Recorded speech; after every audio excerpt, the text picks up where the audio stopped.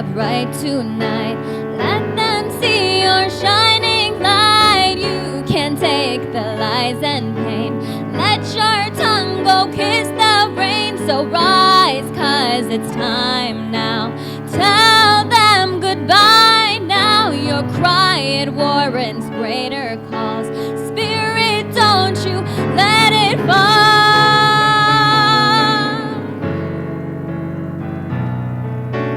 Wild woman, you better run.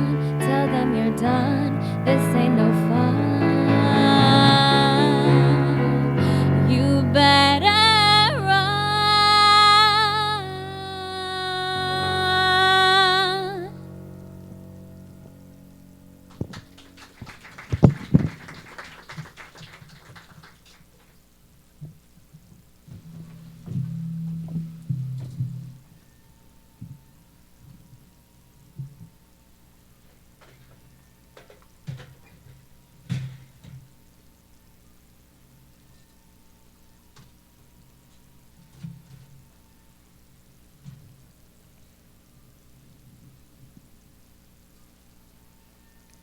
When a planet moves in retrograde, they appear to be moving backwards for a set period of time.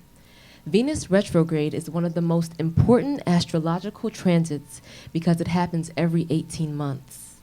Venus retrograde offers a time for deep healing and awakening your heart to new understandings of divine love. She shifts during her retrograde period, making her descent and becoming an evening star, and then reemerging as a morning star. Venus in retrograde asks us to explore deeply what we want out of our relationships, makes us question what energies we seek to attract, and asks us to examine what we value and how we value them. Venus in retrograde asks us to go into this internal journey in order to rekindle that spark with ourselves, understand what it means to be true to one's instinct, and hold oneself accountable to an extreme form of self-love. This period of time often tests relationships, helping us see them as a reflection of our inner desires and intentions. It is often a time when we return to past lovers and discover if we are ready to emerge from the lessons of trying times. A time that we ask ourselves that if by revisiting a past relationship, are we being truly honest with ourselves? Does shedding something from our circles allow us to be closer to our inner voice? During the time when Venus moves in retrograde for 42 days, our former lovers' feelings for one another were tested.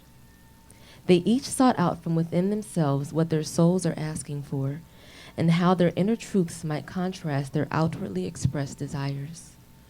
Just a couple of months after their electric reunion, they meet each other one more time on the very night that Venus stations direct, when it is no longer retrograde and returns to its regular orbit. How do you react when the high of a rekindled love is fading?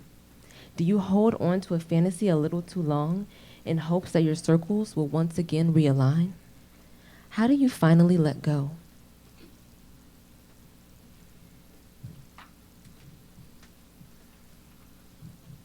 You fed me lies when you said you wanted our worlds to become one once more. You broke my heart a second time because once again, you changed your mind about what you wanted when you wanted to. I no longer fit into your vision for your world, and you're easily ready to let it go. Let me go. What you wanted was a conditional, convenient love. No, you just refuse to see the truth. The feelings I shared with you on the night of our reunion were honest and real. But I never said we were going to go back to how things were. I didn't say we would recreate the exact narrative arc of our past. We can't go back to that anymore. We're not the same people. That past is no more than a distant non-reality. What reality? You were the one that went on about alternative realities, wanting to love recklessly. Where's that now? We did get to play that out, that narrative. And it showed me that I don't want to be trapped by you anymore. I don't want to be forced to express my feelings into the exact shape you want them to be. To mask certain emotions, cherry pick others based on what you think our love should look like. I get it now. You told me only half truths because You wanted someone to chase after your love once more because it made you feel good about yourself. You didn't miss me. You miss having that someone to feel that missing piece that you're trying to find. That piece which is no more than a gaping hole where inner strength should lie. But instead yours is clouded with insecurities. And you discover that I'm not the answer to your incomplete circle. And I now see that it's impossible to love someone who doesn't love themselves. Am I really the lost one? The one who doesn't know what they want? There hasn't been one moment where you showed me the honest love you once did. And you were so desperate to feel that love that this time around doesn't exist. You're blinded by your own naivety. And you just... We can't go back to that. Our story isn't a semicircle. It's not a circle. It's a semicircle, one that we can develop anew or let go. I know that you'd rather believe that my love for you wasn't real or that it ever existed. You want to believe it was all a lie.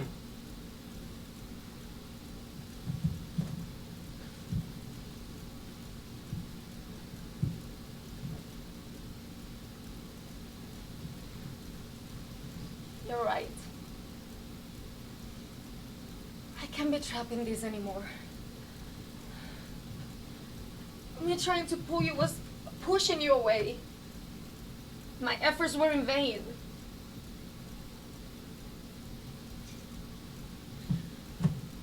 I sought out a specific vision of what we could have been.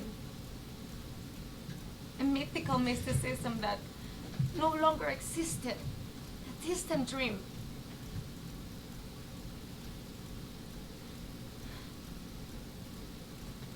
I begged myself to consider every interpretation of your actions in hopes that it could align to our vision for us.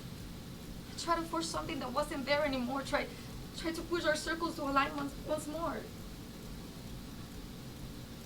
Sold myself excuses for the sake of our story. My anxious restlessness to fulfill a far-off fantasy replaced the real passion we once had. We stopped inspiring each other. It wasn't love anymore.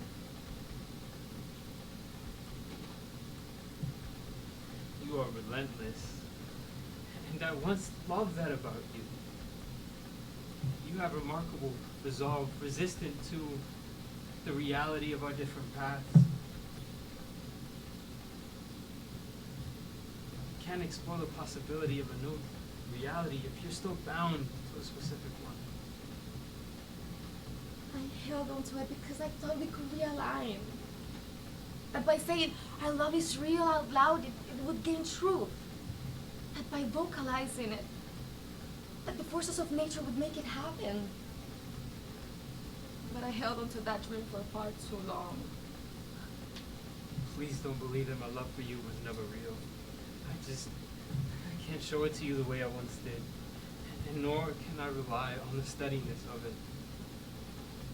I can't expect you to answer questions I need to answer myself, nor can I expect you to fill the void with something real, like the promise of romance.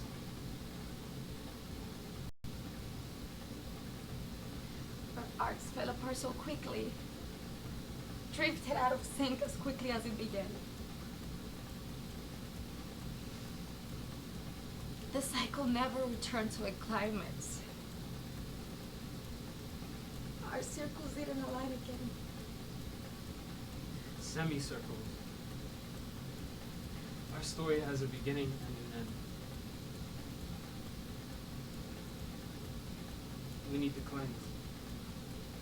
Let go. We need to let it go.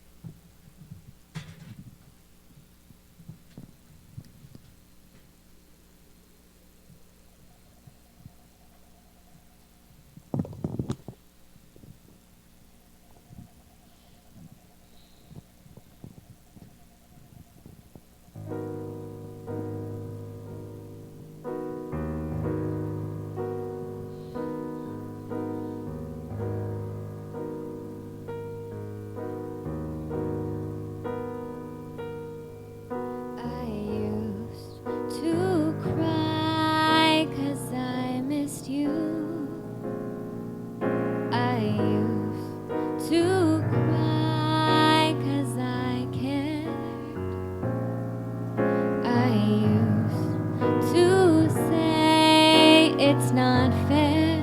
I deserve you. I used to say it's not fair, but I know that I still loved you.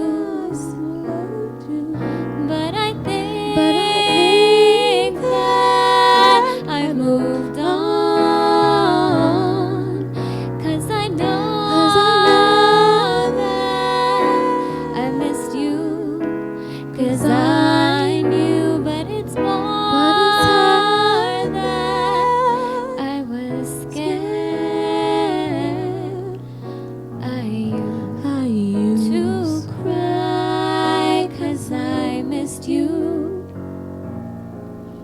I used to cry 'cause I cared. I used to say it's not fair. I deserve you. I used to say it's not fair, but I know that I still loved you. But I think that I've moved on, 'cause I know that I missed you, 'cause I knew, but it's more that I was scared. I used to cry 'cause I missed you. I used to cry 'cause I cared. I used to say it's not fair. I deserve you. I used to say it's not fair. I used to cry 'cause I missed you. I used to cry 'cause I cared.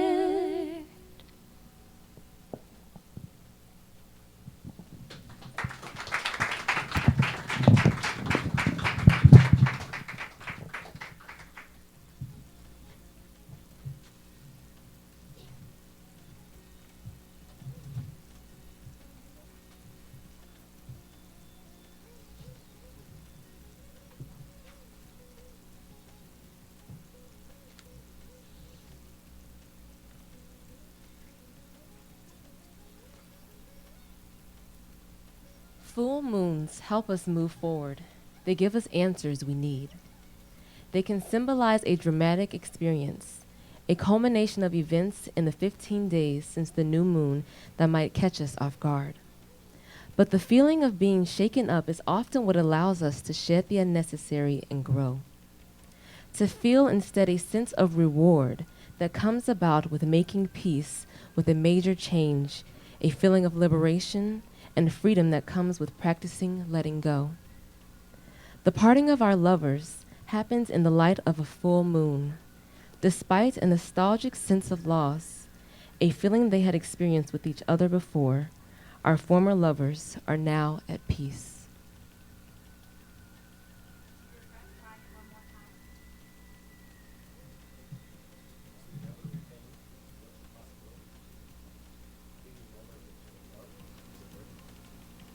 I don't regret it for a moment. I got to see how an alternative narrative played out. I got to momentarily relive an inexplicable ecstasy when we realigned what I think is love just one more time. Even that one singular moment of blissful reunion made it worth it. I don't have to think about what if anymore. I now have closure. But were you being vulnerable enough? Vulnerable enough to feel but not to fall. She came back to my circle, my life story, for a reason and even if just for a moment. She helped me grow and I'll always remember that. But any more vulnerable would have changed the shape of my life into something I don't want it to be. I was vulnerable enough to know that it was real, not just a fantasy in my head. Strong women are told to never stop questioning, so I didn't want to question our love, but insecurities plagued me since our reunion with anxiety and self-doubt. My mind wavered between acknowledging the bitter truth and what I wanted to believe was true. I create narratives so I don't end up hurt, so I don't give more than I receive. This time around, I'll be remembered as something that helped me gain strength and grow. Remember it as a small arc in my own circle, and never allow myself to return. Never is a hard word to hear.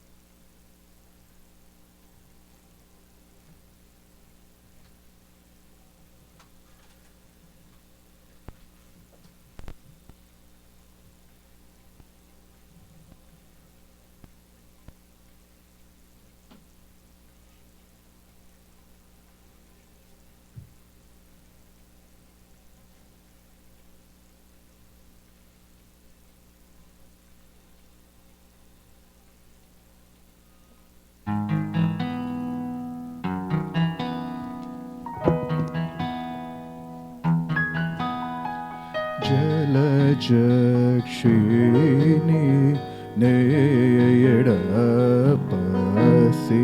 చలమరులు కోనదీర చెలియనిల వదేమిరా చెలుడైన శివకడే సగ రిగరి సరి నిసరి గరి రి సనిరి నిగరి నిసరి పని సరిగా పగరి సరిగా పని రిగ పని సరిగా పని సరిగా పని రిగ పని సా రిజని పని గరి జని పని సరిగా పని స రిగరి పని సరి గరి నిరిగ పగరి జని సరి జని పగరి గపన్ గరి జని బరి సని పగ రి సరి జలజ శ్రీని నీ సాటి తోర అనేక నని పగరి సని పరిని సరి గపని సాటి తోరా ని పగరి నిగరి ని పని వసని రే సగరి పగరి వసని నిగరి నిరి ని పగ పని సరి గ పని సరి రి గ పని స గరి సని పరి సని పగరి సరి గ పని సాటి తోరా సని రి సని పగరి సరి గ ప సని పగరి సరి గ పని సరి నిరి ని పగ పరి గ పగరి సరి ని గరి పగ ని రి గ పని సని పగ ప రి గ పని సరి పని సరి గ ని సని గరి రి ని పని గరి ని సరి పగరి సని పని సరి స ప ని పగరి సని సరి గ పని సాటి తోరా ఆనే గానాని సాటి తోరా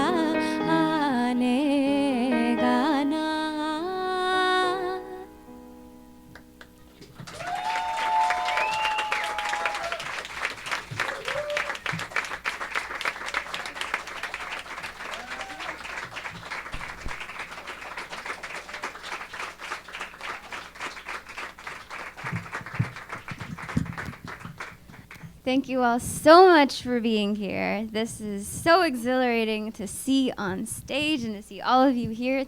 I want to take a moment to introduce our amazing cast and musical team. Sharalys Silva. Felix Hernandez. Shamora Alakhum. And our musical team, Bryan Freeman. MJustin Paschalides. Arvind Venugopal. And special thank you to BloomBars and John Chambers, the man in the boat right there. And our editors and astrology consultants, Naika, Gabriel, and Lindsay Funk. And the birthday girl.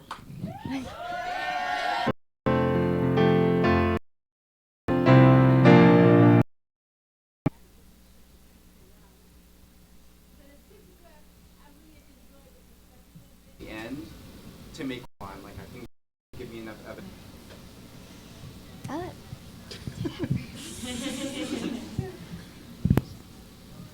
I think what she said about the memorizing things, that was a really big obstacle for us. And because English is not my first language, so it was harder than probably most of the you. And that was an obstacle that I would say, but the intimacy, that relationship that we had in this process with Janani was great. So it wasn't that hard because she was very like open. Okay, well, we tried it and it's okay. There's fine. So I think that was mostly it. I know she worked really hard. I was here for one rehearsal. If I'll also add that that speech part was definitely one that we had to immediately kind of connect on, and that was, I felt tough the first couple run-throughs because it was from the beginning intimate, and so to get to that point and try to get to that point and try to remember the lines, it was like it was a good challenge. From the writer's side, it wasn't all that I'm a pretty open person. It was not a challenge for me to be vulnerable with my writing, but it was, I think the logistics of putting all this together was more of a challenge because I don't have experience in stage managing and directing and things like that. But I think it was every rehearsal that the actors got more comfortable with what they were saying. These words, which I thought, I don't know how they're going to actually sound when they're said out loud because they're all in my head and then on paper, just came alive, and the script took a totally different new story. Like, this became the story of these two characters in person, and it was just amazing every time to see that grow into their story, this character's story.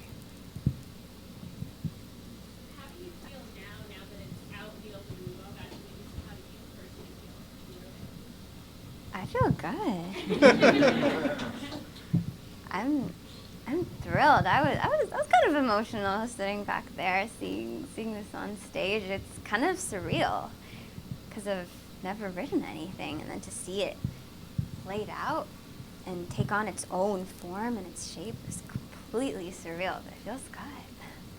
How do you guys feel? Well, I feel life is not a circle. It's like a semicircle. That's a beginning and an end. Remember? I'm just really happy and proud for you. Proud of you and happy for you. Because this was like a beautiful creation that she created and that she decided to share with everybody. And I'm just really happy that you invited us to be a part of it. Yes. Like, so thank you. You also took a gamble picking me because you've never seen me act. Like you could have.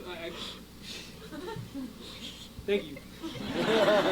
And one note about the casting, I feel like this was not a traditional audition process or anything. I'm like, who's willing to take a risk and do this thing with me that I've never done before and put a show together in 5 weeks? And firstly, that filtered out a lot of people. people that were willing to do that.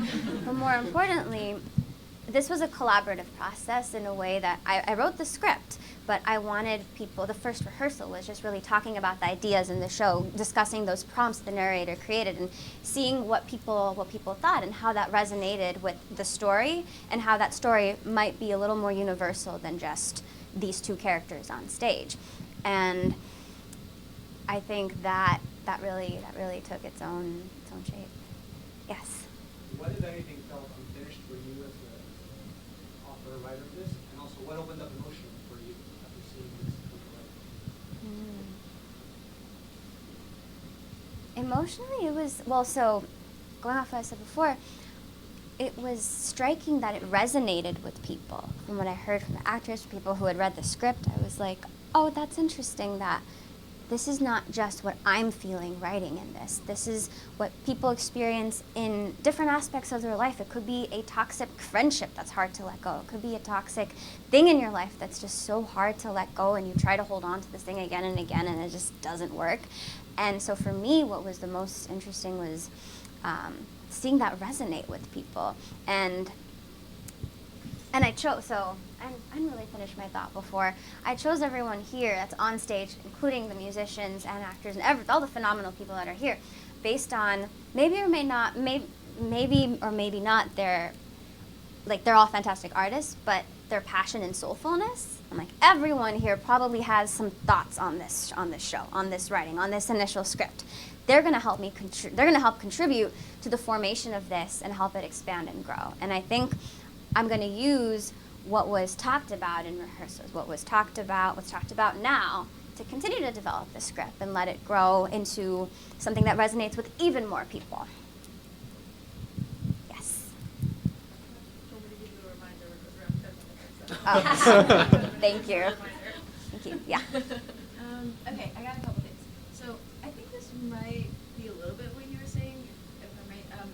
But I felt like definitely as it went on, and we sort of like saw more from the characters and connected with them more, it was like, or at the beginning, the two characters are sort of talking a lot about like their story, but like we haven't seen it yet. So it was like a little bit harder to connect with at that point because there's like all this passion and it's like very dramatic, but like it's kind of new to us. But then later as it builds, it's like much easier to like kind of get with all of it.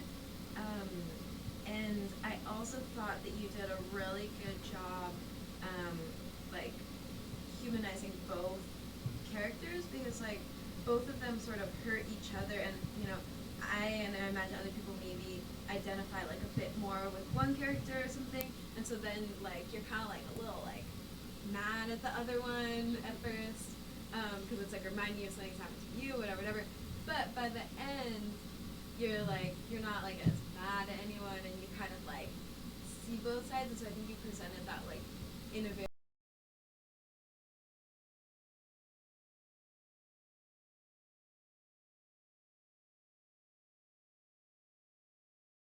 real way. And also I loved all the music and just like all of the other things you wove in with the story. One thing I'm curious about, because I loved all the like astrological elements, loved your character, or I don't know if you but like whatever. And but I wonder, I'm curious of other people who, because like I'm already like into that stuff, and so I wonder what other audience members who don't like follow the moon and whatever, like what if people felt that they could still like connect with that and that it like made sense to them in this setting, like for people who I let the cast answer that, because not everyone here is really into astrology, and I am, and the people I talked to about the play are. And if any of you guys that want to speak on the astrology part, but also first on the astrology part. I really don't know when the moons change, so I'm still like listening, and I'm like, I don't get it. But no, but having the explanations happen as each scene is developing, I think for me it was able, okay, I can connect here, okay, I can connect to that, and I see what the message the astrologer is conveying, but then I have to like act something out, and so I, whether I'm following the moon or not, like this is what I have to do, or this is what I got to do as the him. So yeah, I would say I have a very basic knowledge of astrology, but I'm interested in it, and this play has like really sparked more interest. Because I do believe that there are like amazing energies that we interact with that like affect how we interact with other people. So. And one final question I want to ask to talk about with the cats and then we'll close up is, in the beginning of the play, one thing that we changed a lot was, thanks to conversation, was about trying to explore more of that male vulnerability, because from the way it was written, perhaps even now, it's not completely equal from two different perspectives. And these can be any genders, but in these two, in this particular case, it was a male gender. Exploring more of that male vulnerability and what it looked like, and maybe if it didn't seem as balanced in the beginning, and maybe how that changed, anything that you guys want to speak about. Well, I would say it was kind of harder because coming from a female perspective, I didn't really know what a vulnerable, well, I mean, I know what a vulnerable man is, but but it was kind of hard. I feel like you had a lot of opinion about it because you were like, yes, but I'm not really being vulnerable in this moment. And I guess from like my perspective, it might be easier for men to be vulnerable when they're drunk. So I was a critic of it. I'll be honest. I think it's an overplayed trope of a drunk, vulnerable man. I feel like, although there is some truth, so I understand its placement in it. So, however, that vulnerable aspect of, I guess, the masculine perspective was something that I did try to like have more conversations about in the beginning of the developmental script rehearsals, because I did want to challenge any stereotype. There's different ways masculine individuals can express vulnerability, and because it's not seen always or presented always, I should challenge it, because I project a masculine energy, and so I want an honest projection of a character that's masculine. So that's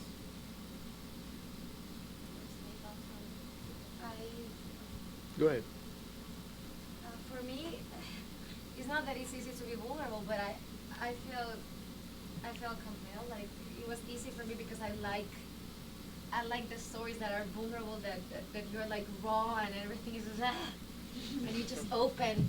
And when she just talked to me about it, I said, I mean, of course, because I really like that, the way she was talking about the universe and the connections and how everything is connected, and the circles. I was really impressed that we talked about it, and that the male perspective was talking about it, and he was vulnerable at the same time. So I really like that vulnerability. I really appreciate that point of view. And going off on your point, Andres, again about what might be changed or developed further, I think exploring more about what vulnerability in a partnership can look like, and how you can express it, and how some stereotypes are true because they're more universal experiences, but exploring it in a little more of a nuanced way, hearing more people's stories, letting that be added, letting that color the script. And on that note, I think we're done. Thank you all for being here.